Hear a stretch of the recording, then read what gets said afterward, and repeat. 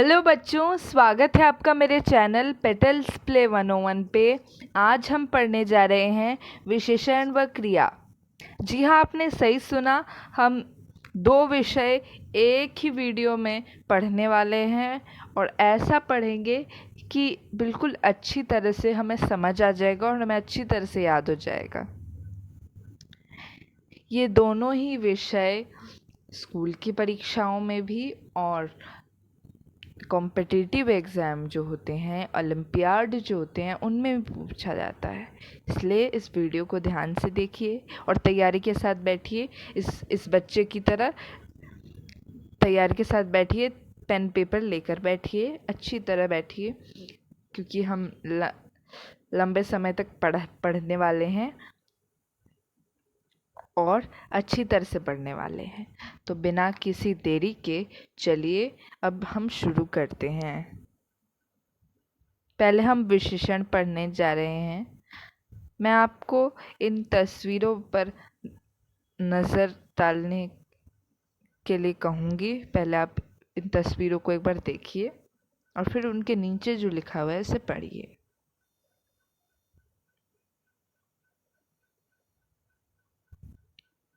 पहली तस्वीर में आप देख सकते हैं कि एक कमीज़ है यहाँ पे जो कि गुलाबी है।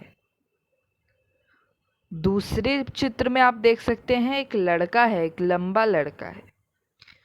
तीसरे चित्र में आप देख सकते हैं एक बहुत ही सुंदर एक कन्या है।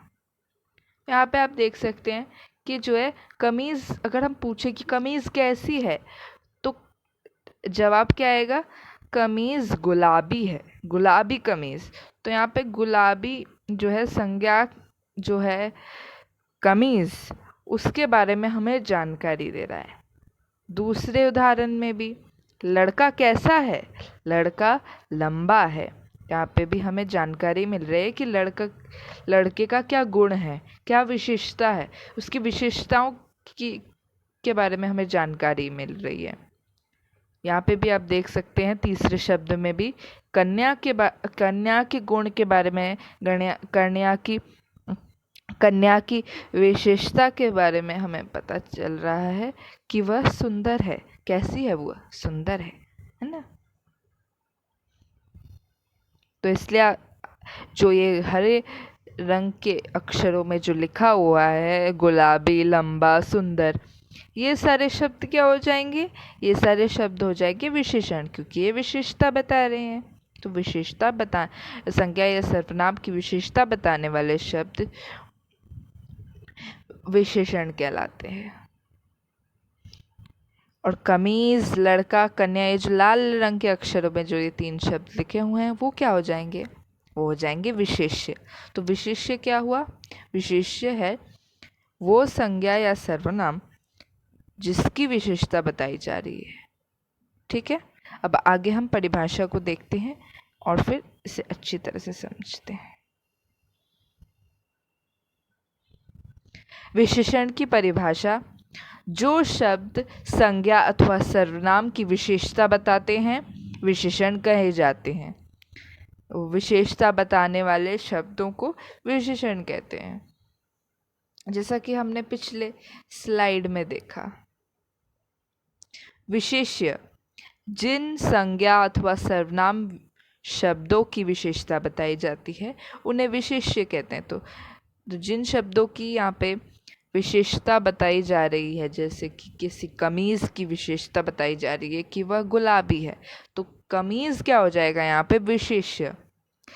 उदाहरण के माध्यम से अच्छी तरह समझते हैं। यह एक पीली कमीज़ है। तो यहाँ पे पीली जो शब्द है वो कमीज़ की विशेषता बता रहा है कि वह कौन से रंग की है। तो यहाँ पे पीली शब्द क्या हो जाएगा? यहाँ पे पीली शब्द हो जाएगा यहाँ पे विशेषण। और कमीज़ शब्द जो यहाँ पे आप देख सकते हैं, इसकी विशेषता बताई जा रही है, तो इसलिए ये हो जाएगा विशेष्य। दूसरे उदाहरण में आप देख सकते हैं कि सुनीता बहुत अच्छी है। तो सुनीता यहाँ पे क्या हो जाएगी? विशेष्य। और अच्छी जो है यहाँ पे हो जाएगा विशेषण। बहुत ही जो यहाँ पे है, ये आखिर में आपको बताऊंगी कि बहुत क्या है यहाँ पे। ठीक है। विशेषण के भेद। विशेषण के 5 भेद हैं: गुणवाचक, परिमाणवाचक, संख्यावाचक, संकेतवाचक, व्यक्तिवाचक। मेरे साथ दोहराइए: गुणवाचक, परिमाणवाचक, संख्यावाचक, संकेतवाचक, व्यक्तिवाचक। यहाँ पे आपने पहले तीनों के बारे में शायद सुना हो, पर चौथे और पांचवे को आपने शायद अच्छे से ना पढ़ा हो कभी पहले, तो इसलिए इस वीडियो को अच्छी तरह से सुने और देखें।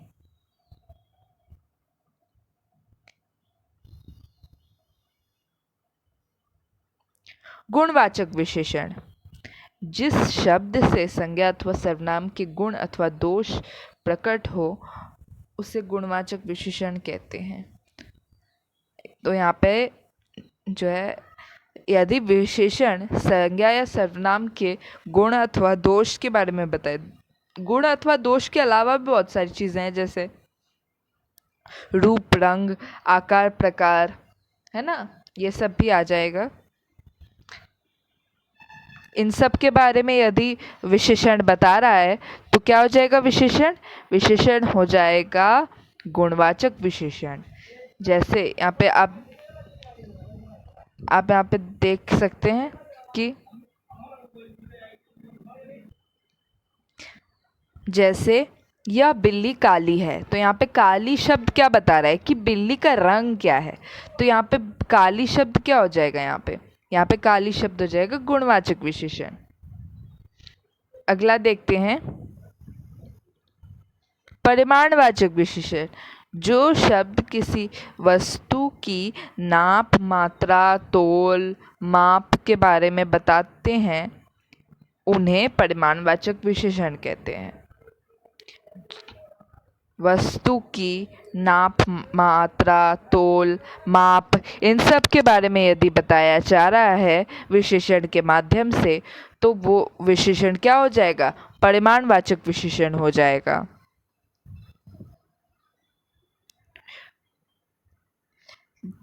जैसे नाप में क्या आ जाएगा? नाप माप में आ जाएगा लंबाई चौड़ाई वगैरह। मात्रा में आ जाएगा लीटर। तोल में आ जाएगा उसका वजन। 1 लीटर तेल लाओ, तो यहाँ पे 1 लीटर जो है वो तेल की परिमाण या तेल की मात्रा बता रहा है कि कितना तेल चाहिए आपको मुझे। तो वो बोलती है कि 1 लीटर तेल लाओ, तो 1 लीटर क्या हो जाएगा? यहाँ पे परिमाणवाचक विशेषण हो जाएगा। तो यहाँ पे और क्या क्या हो सकते हैं? लीटर, मीटर, ग्राम, है ना, ये सभी हो सकते हैं।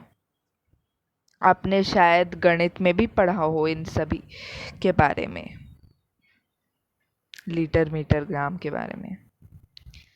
आगे देखते हैं संख्यावाचक विशेषण। जिन शब्दों द्वारा संज्ञा अथवा सर्वनाम की संख्या का ज्ञान हो वे शब्द संख्यावाचक विशेषण कहे जाते हैं।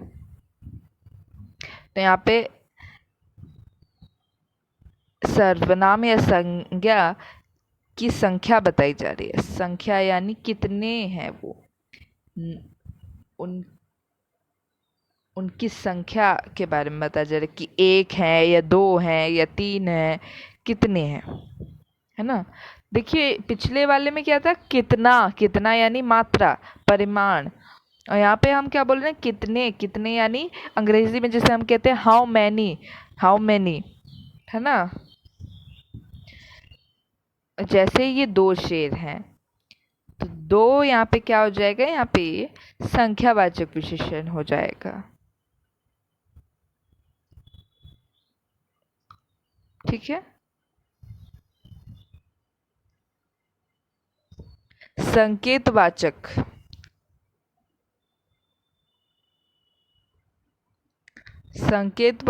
विशेषण पढ़ते हैं। जो सर्वनाम शब्द किसी संज्ञा से पहले प्रयुक्त होकर उसकी विशेषता बताते हैं संकेतवाचक अथवा सार्वनामिक विशेषण कहे जाते हैं। तो सर्वनाम जब किसी संज्ञा से पहले आता है और उसकी विशेषता बताने लगता है तो उसे सार्वनामिक विशेषण या संकेतवाचक विशेषण कहा जाता है। यह मेरा घर है, यहाँ पे आप देख सकते हैं मेरा जो हो जाएगा, मेरा, ये किसका घर है? घर के बारे में जानकारी प्राप्त हो रही है कि यह मेरा घर है। इसमें विशेषता आई ना, कि ये मेरा घर है, किसी और का घर नहीं है। यहाँ पे एक आ गया ना, आ गई विशेषता एक। उस लड़के को बुला लाओ, तो उस जो है, एक मैंने बताया था, ये उस जो है उसे सर्वनाम वाले वीडियो में मैंने बताया था कि उसे जो होता है वो सर्वनाम होता है, परंतु ये जब उस शब्द जो है ये संज्ञा के पहले आ रहा है तो यहाँ पे ये क्या हो जाएगा, यहाँ पे ये एक विशेषण की तरह काम कर रहा है कि उस लड़के को बुला लाओ। तो यहाँ पे विशेषता बताई जा रही है कि उस लड़के को बुला लाओ, उस लड़के को। तो यहाँ पे ये विशेषण की तरह काम कर रहा है। यह बिल्ली काली है, तो यहाँ पे कौन सी बिल्ली? बिल्ली काली है होगा क्या? इसमें देखिए, इसमें एक समस्या हो जाएगी। अगर हम लिखते बिल्ली काली है तो यहाँ पे हमें पता नहीं है किस बिल्ली की बात की जा रही है, और दूसरी चीज़ कि ऐसा लगेगा कि सारी बिल्लियाँ काली होती हैं, ये कहना चाह रहे हैं, पर ऐसा नहीं है। यह बिल्ली काली है, सिर्फ इसी बिल्ली की बात की जा रही है यहाँ पे, इसलिए ये विशेषता बता रहा है। समझ आ रही है ना आपको बात? आगे देखते हैं व्यक्तिवाचक विशेषण। व्यक्तिवाचक संज्ञा से बने विशेषण शब्द व्यक्तिवाचक विशेषण कहे। जैसे नेपाल से नेपाली हो गया। नेपाल क्या है? नेपाल एक जगह का नाम है, एक देश का नाम है नेपाल।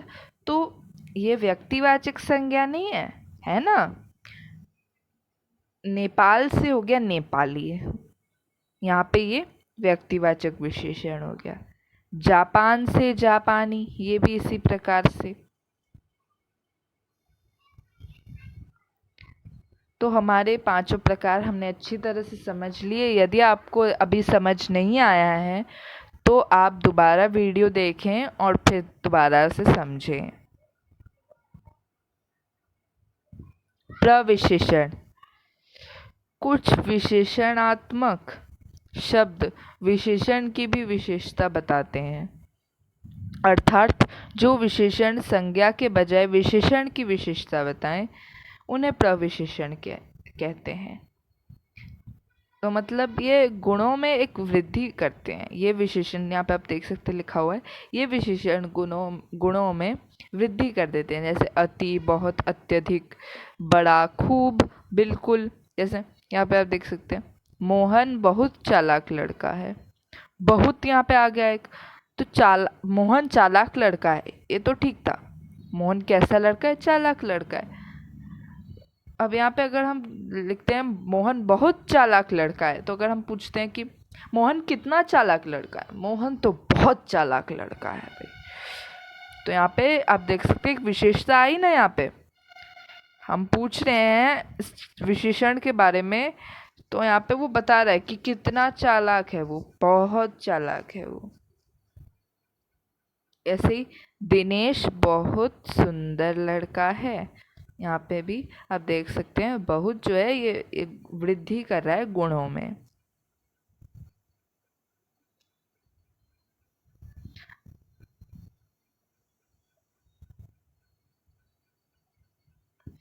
अब हम पढ़ेंगे क्रिया के बारे में। पहले आप इन तस्वीरों को देखिए एक बार ध्यान से। पहली तस्वीर में एक लड़की क्रिकेट खेल रही है, यहाँ पे आप देख सकते हैं एक लड़की यहाँ पे क्रिकेट खेल रही है। अब कुछ लोग बोलेंगे कि अरे मैडम, लड़कियां कहाँ क्रिकेट खेलती हैं, लड़कियां तो बस खिलौनों से खेलती हैं, बस गुड़िया ला के दे दो उन्हें, वो उसी से खेलती हैं बस। तो ऐसी बात नहीं है। अगर आप लोग ये सोचते हैं, मैं नहीं चाहती मेरे जो छात्र हैं, मेरे जो वीडियो देखते हैं, उनमें किसी भी प्रकार की इस प्रकार की कोई भी धारणा बनी रहे जो कि गलत धारणा है। लड़कियां भी क्रिकेट खेल सकती हैं। जैसे आपने देखा है हमारी इंडियन विमेन जो क्रिकेट टीम है, जो हमारी महिला क्रिकेट टीम है भारत की, उसमें आप देख सकते हैं बहुत सी बेहतरीन बेहतरीन जो है, देख सकते हैं आप, बहुत सारी बेहतरीन महिलाएं हैं जो इतना अच्छा खेलती हैं क्रिकेट। जैसे मिथाली राज, स्मृति मंदना, है ना, झूलन गोस्वामी।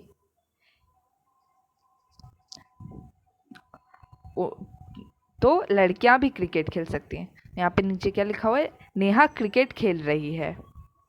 दूसरे दूसरे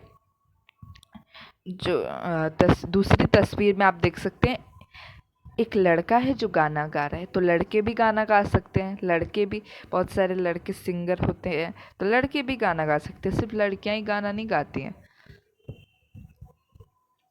तो आयुष गा रहा है, नेहा क्रिकेट खेल रही है, आयुष गा रहा है।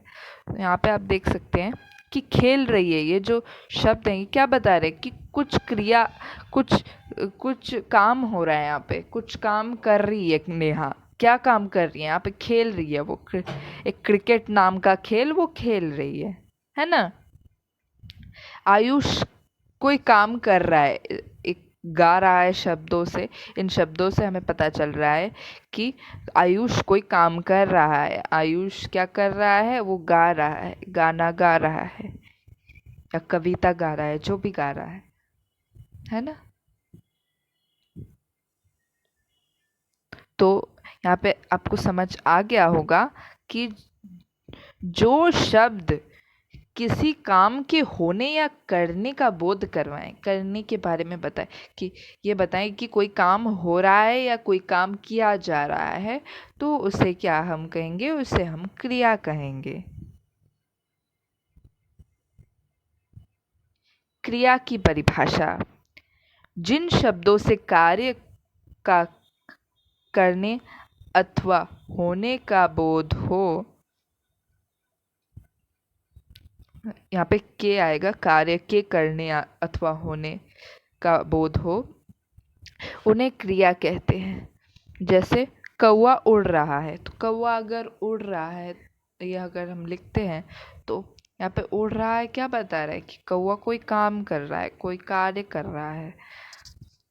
अब हम कर्म देख लेते हैं, क्योंकि मैं इस पे वीडियो तो अलग से बनाऊंगी कारक पर, परंतु इस वीडियो में अच्छी तरह से समझने के लिए क्रियाओं को हमें कर्म के बारे में जानना बहुत ही ज़रूरी है। तो इसलिए देखते हैं कि कर्म क्या होता है। वाक्य में जिस संज्ञा या सर्वनाम पर क्रिया का फल पड़े उससे कर्म कहते हैं।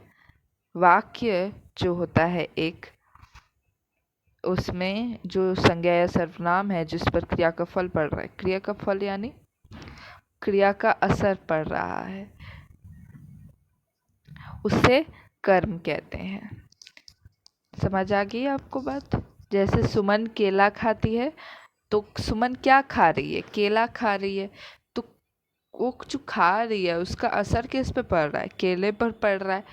उसे तो कोई फर्क नहीं पड़ रहा, बेचारे केले को खाया जा रहा है। यहाँ पे केले पर, केले अगर केले पर फर्क पड़ रहा है ना, समझ रहे हैं ना आप? अगर केला जिंदा होता अगर, तो उसे दर्द होता।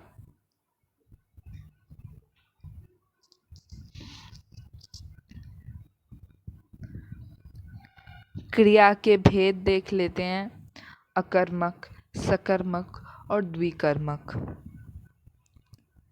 या 3 भेद होते हैं क्रिया के। हाँ, मेरे साथ बोलिए: अकर्मक, सकर्मक और द्विकर्मक। अकर्मक क्रिया देखते हैं।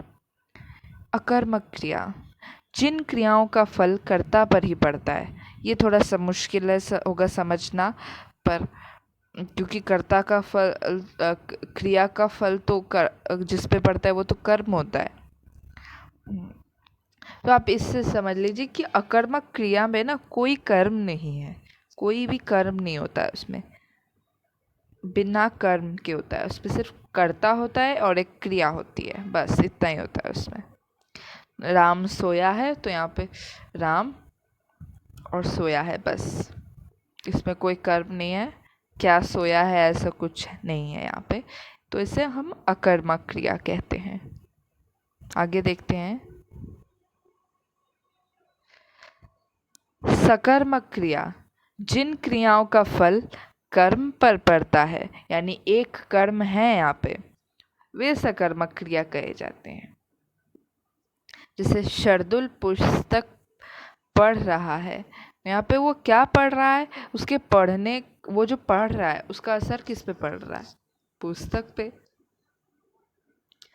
पुस्तक को पढ़ रहा है ना। यहाँ पे एक कर्म है ना यहाँ पे, तो इसलिए इसे हम सकर्मक क्रिया कहेंगे।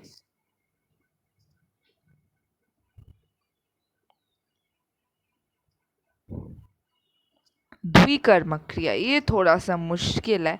अकर्मक और सकर्मक क्रिया तो आपको समझ आ गई होगी, पर द्विकर्मक क्रिया थोड़ी सी मुश्किल है, इसलिए हम इसे जूम करते हैं ताकि आपको और अच्छे से समझ आएगा। द्विकर्मक क्रिया, थोड़ा पीला रंग ले लेते हैं ताकि आपको अच्छे से दिखे।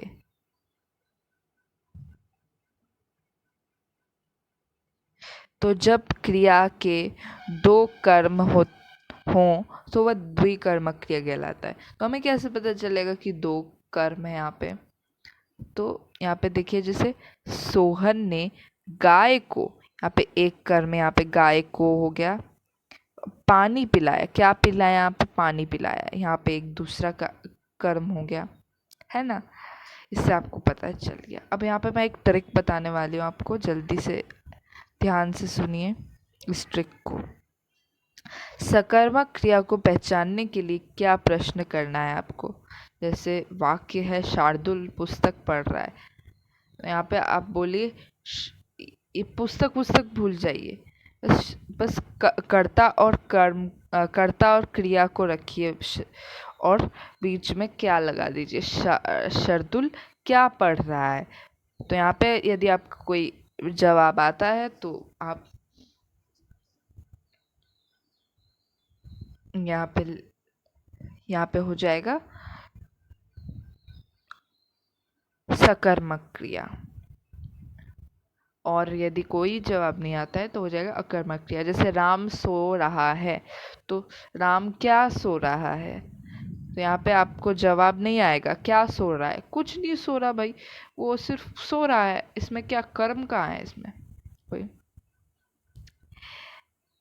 और कई बार ऐसे गलती इसमें क्या प्रश्न करते वक्त गलती कर देते हैं कि बहुत लोग क्या की बजाय और बाकी सारे प्रश्न भी पूछने लग जाते हैं, जैसे कि कहाँ, कब। जैसे शार्दुल विद्यालय जा रहा है, यहाँ पे यदि आप प्रश्न करेंगे कि शार्दुल कहाँ जा रहा है तो आपको जवाब आएगा, तो परंतु ये जो है ये अकर्मक क्रिया है यहाँ पे, जाना।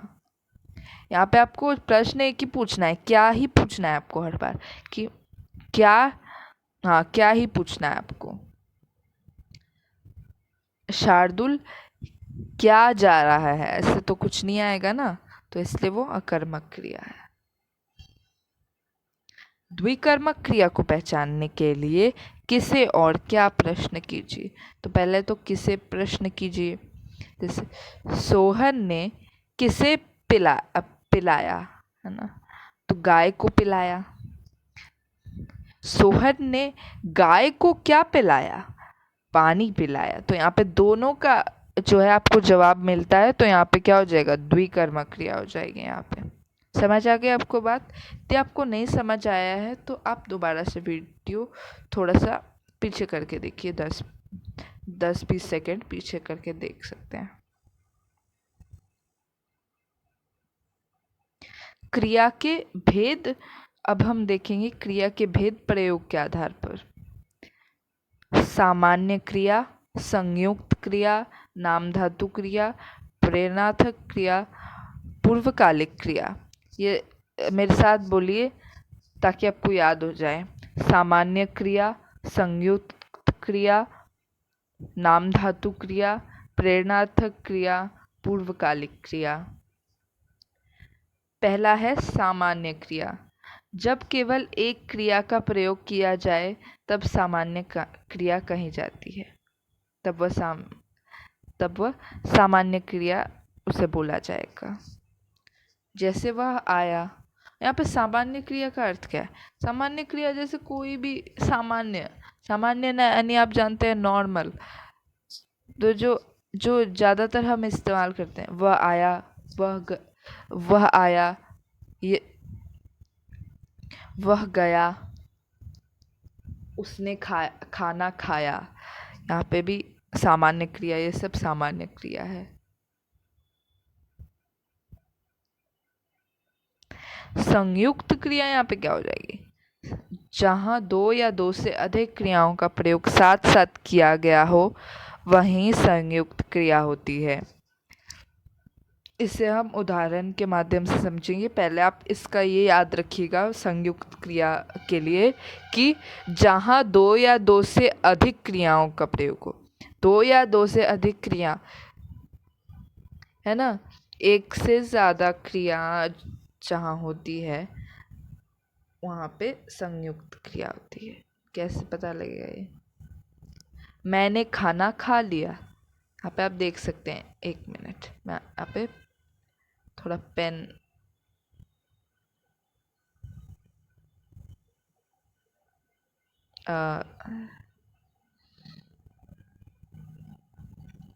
यहाँ पे शायद नहीं हो पाएगा, ढक रहा है। मैंने खाना खा लिया। यहाँ पे आप देख सकते हैं कि जो है, हाँ ये लेज़र पेन का इस्तेमाल करती हूँ।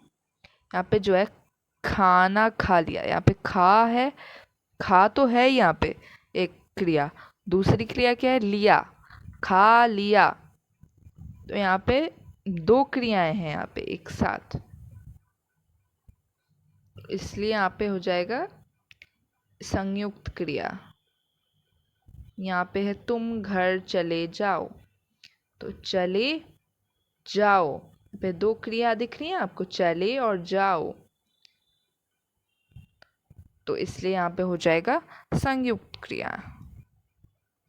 संयुक्त क्रियाओं से हमें समाप्ति, शक्ति, इच्छा, विवशता, आरंभ, निरंतरता एवं अपूर्णता का बोध होता है। कैसे पता चलेगा विवशता, यानी विवशता कैसे पता चलेगी? जैसे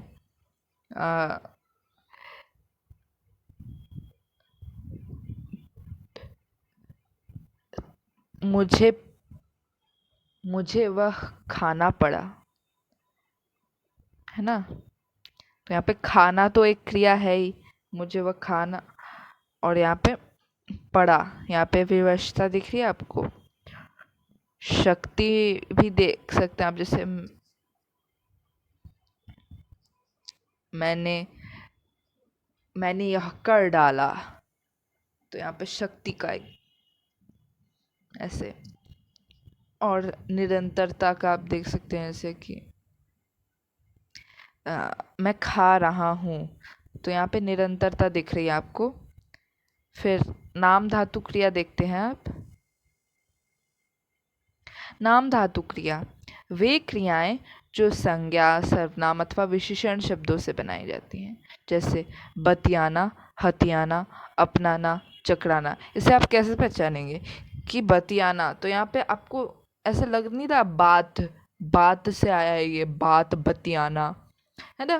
तो इससे आपको पता चल जाएगा कि ये थोड़ा सा किसी संज्ञा सर्वनाम से मिलता जुलता सा होगा। अपनाना, अपना तो सर्वनाम होता है, और यहाँ पे अपनाना क्रिया है, तो यहाँ पे क्या हो जाएगा? नाम धातु क्रिया। हथियाना, हाथ जैसा लग रहा है, हाथ से आया है हथियाना, तो यहाँ पे क्या हो जाएगा? नाम धातु क्रिया। चकराना, चक्कर से चकराना, तो इसलिए यहाँ पे नाम धातु क्रिया ये सब है। अगला देखते हैं, ये वाला थोड़ा सा मुश्किल है, इसे ध्यान से सुनिएगा, धीरे धीरे समझाने की कोशिश करूँगी। जब क्रियाओं का व्यापार कर्ता स्वयं न करके, क्रियाओं का व्यापार ये सब हटा दीजिए, मतलब क्रिया जो है कर्ता स्वयं न करके किसी दूसरे को उस कार्य को करने की प्रेरणा देता है, यहाँ पे प्रेरणा देता है वो कर्ता किसी दूसरे को, तब उन क्रियाओं को प्रेरणार्थक क्रिया कहते हैं। तो कैसे पता चलेगा? जैसे कि मान लीजिए आपके स्कूल में कोई टीचर है ना, उनकी क्लास चल रही है, आप क्या कर रहे हैं? आप पढ़ रहे हैं, ठीक, आप पढ़ रहे हैं। टीचर क्या कर रही है वहाँ पे? अध्यापिका क्या कर रही है वहाँ पे? अध्यापक या अध्यापिका वहाँ पे पढ़ा रही हैं, वह खुद नहीं पढ़ रही, वो आपको पढ़ने की प्रेरणा दे रही है। प्रेरणा का अर्थ ये नहीं कि आपको मोटिवेट कर रही हैं, ऐसा नहीं है। प्रेरणा का अर्थ है आपसे कार्य करवा रही हैं कोई, तो आपको पढ़ने की प्रेरणा दे रही है, यानी आपसे आप पढ़ रहे हैं और वो आपको पढ़ा रही हैं, यानी आपको पढ़ने की प्रेरणा दे रही है। समझ रहे हैं ना आप? आपसे वो पढ़ने का काम आपसे करवा रही है, खुद नहीं कर रही, वो आपसे करवा रही है। इसका मतलब ये नहीं कि टीचर कोई काम नहीं करता, टीचर के भी बहुत काम होते हैं।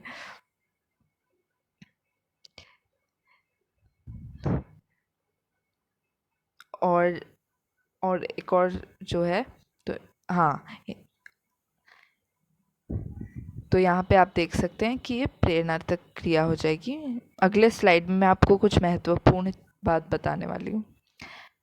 हाँ, तो यहाँ पे उदाहरण देख लेते हैं पहले, फिर मैं आपको वो महत्वपूर्ण बात बताऊंगी। पहला क्या है? खिलवाना, फिर पकवाना, बुलवाना, धुलवाना। तो यहाँ पे एक तो हो गया खेलना और हो गया खिलवाना। दूसरे से आप काम, दूसरों से खेलने का कार्य दूसरों से करवा रहे हैं ना आप, तो ऐसे। पकवाना भी वही, एक तो होता है खुद, एक तो होता है कि खुद खुद पकाना, फिर दूसरों से पकवाना ना। बुलाना, बुलवाना, ये सब एक ही बात है। धुलवाना ये भी वैसा ही है। एक मिनट, हाँ, अगली स्लाइड पर देखते हैं वो विशेष महत्वपूर्ण बात। प्रेरणार्थक क्रिया के दो प्रकार होते हैं, इसे ध्यान में रखिए। पहला प्रकार होता है प्रथम प्रेरणार्थक क्रिया। तो यहाँ पे जो है कर्ता किसी दूसरे को प्रेरणा दे रहा है काम करने की, फिर वह खुद वह कार्य कर रहा है। तो इस जैसे कि पकाना है ना, तो यहाँ पे आप क्या बोलेंगे? आप तो बोलेंगे कि वो खुद ही तो पका रहा है खाना। तो यहाँ पे जो पहला जो जो जो क्रिया जो है, सामान्य क्रिया यहाँ पे होगी पकना, क्योंकि पकने जब हम कोई खाना पकाते हैं तो असर क्रिया पे नहीं पड़ रहा है, सॉरी, हम जो पका रहे हैं खाना, तो हम पे कोई असर पड़ रहा है पकाने का? नहीं पड़ रहा है। वो खाना जो है उस पे असर पड़ रहा है, उसका स्वाद आए, उसमें स्वाद आएगा वगैरह वगैरह। यहाँ पे पकने से पकाना, यहाँ पे पढ़ाना भी एक ही बात, वो भी वही इसी में प्रथम प्रेरणार्थ क्रिया में आएगा। फिर बुलाना, बुलाना भी जो है यहाँ पे एक तो होता है बोलना, है ना, बोलना, फिर बुलाना। द्वितीय प्रेरणार्थक क्रिया क्या होती है फिर? द्वितीय प्रेरणार्थक क्रिया में हम क्या करते हैं? हम किसी कर्ता जो है किसी दूसरे को कार्य करने कहता है, फिर वो जो है उस कार्य को वो फिर से दूसरे को फिर से करने को प्रेरणा देते हैं। तो 2 बार यहाँ पे प्रेरणा हो रही है। एक तो पहले कर्ता ने किसी संज्ञा या सर्वनाम को प्रेरणा दी कार्य करने की, फिर उसने दोबारा प्रेरणा दी। मैं इसको उदाहरण के ज़रिए समझाऊंगी, इसलिए ध्यान से सुनिएगा। ध्यान से पकवाना, यहाँ पे जैसे खुद नहीं पका रहे हैं या खुद पक भी नहीं रहे, पका भी नहीं रहे, पकवा रहे हैं दूसरे से। फिर वो क्या कर रहा है, पका रहा है। तो पक क्या रहा है, सब्जी या कोई भी खाना। यहाँ पे ये द्वितीय प्रेरणार्थक क्रिया। पढ़वाना, यहाँ पे जैसे मान लीजिए कोई अध्यापिका आती हैं, वो किसी बच्चे से कोई पाठ पढ़वा रही हैं, तो वो खुद नहीं पढ़ा रही, वो किसी और को प्रेरणा दे रही हैं। वो खुद पढ़ भी नहीं रही और पढ़ा भी नहीं रही है ना। पढ़ा तो रही हैं पर अभी फ़िलहाल नहीं पढ़ा रही। तो जो है, हाँ, तो वो पढ़ भी नहीं रही, पढ़ा भी नहीं रही।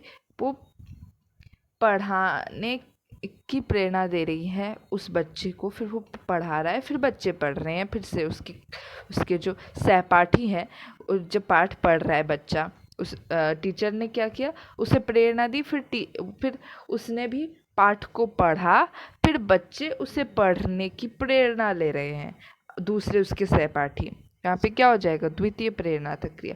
तो यहाँ पे जैसे आना लिखा होता है ना, जब पढ़ाना, पकाना, बुलाना, यहाँ पे ये प्रथम प्रेरणार्थक क्रिया हो जाएगा। और यदि वाना लगा होता है कि पढ़वाना, पकवाना, बुलवाना, ये सब में क्या हो जाएगा, द्वितीय प्रेरणार्थक क्रिया। ये एक आसान तरीका है याद रखने का। राम श्याम से पुस्तक पढ़वाता है, तो यहाँ पे एक तो हो गया पुस्तक पढ़ना, है ना, फिर पुस्तक को पढ़ाना, तो यानी पुस्तक से बच्चों को पढ़ा रहे, फिर बच्चे खुद पढ़ रहे हैं। और तीसरा क्या होता है कि वो कुछ नहीं कर रहा, वो श्याम से पुस्तक पढ़वा रहा है और फिर बाकी उसके सहपाठी पढ़ रहे हैं। तो यहाँ पे द्वितीय प्रेरणार्थक क्रिया हो जाएगी पढ़वाता है। वैसे ही राम मोहन को पानी पिलाता है, यहाँ पे ये हो जाएगा पिलाता है, तो यहाँ पे ये हो जाएगा प्रथम प्रेरणार्थक क्रिया।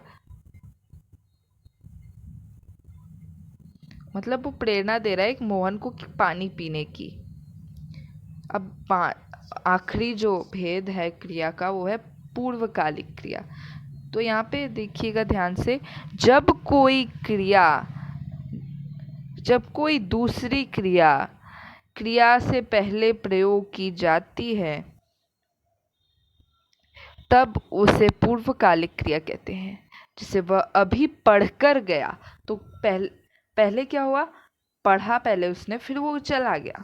यहाँ पे पूर्वकालिक, तो पहले हुआ कौन सा, पढ़ने का कार्य पहले हुआ, तो इसलिए ये जो पढ़कर शब्द है, ये जो है पूर्वकालिक क्रिया में आएगा।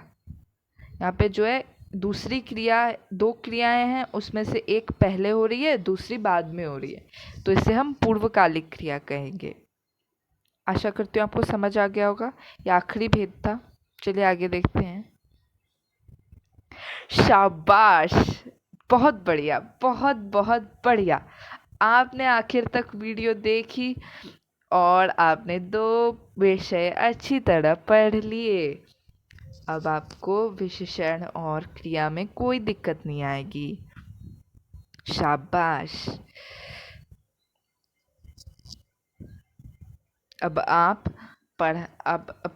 आप थोड़ी देर के लिए ब्रेक ले सकते हैं, थोड़ी देर के लिए अपने मनपसंद कार्य कर सकते हैं, जैसे कि कोई अपनी मनपसंद कोई किताब पढ़ना, नाचना, गाना, चित्र बनाना, कोई भी कार्य। अब आप मेरे साथ बने रहे इतने देर तक, पढ़ाई की अच्छी तरह से, शाबाश। अब आप अपने मर्जी का कोई भी मनपसंद कार्य कर सकते हैं। इसी प्रकार छोटे छोटे कदम ले लेकर हम सफलता की तरफ ज़रूर पहुंच जाएंगे, इसमें कोई शक नहीं है। इस वीडियो को देखने के लिए आपका बहुत बहुत धन्यवाद और मेरे साथ आखिर तक बने रहने के लिए बहुत बहुत धन्यवाद। वीडियो को लाइक कर दीजिए ताकि मुझे पता चले कि आपको वीडियो पसंद आया और कितने लोग आए थे मेरा वीडियो देखने के लिए। अपनी एक तरह से आप अपनी अटेंडेंस जो है लाइक बटन पर डाल दीजिए और इस वीडियो को दोस्तों के साथ शेयर कीजिए ताकि वो भी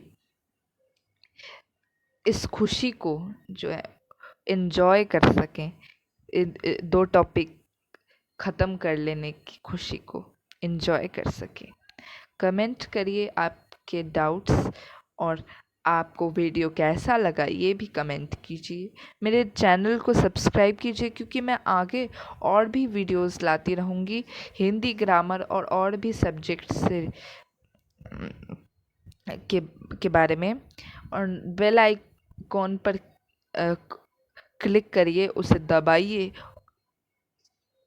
ताकि आपको मेरे वीडियो की नोटिफिकेशन मिलती रहे। आपसे मैं मिलूँगी अगले वीडियो में एक नए विषय के साथ। तब तक के लिए बाय बाय।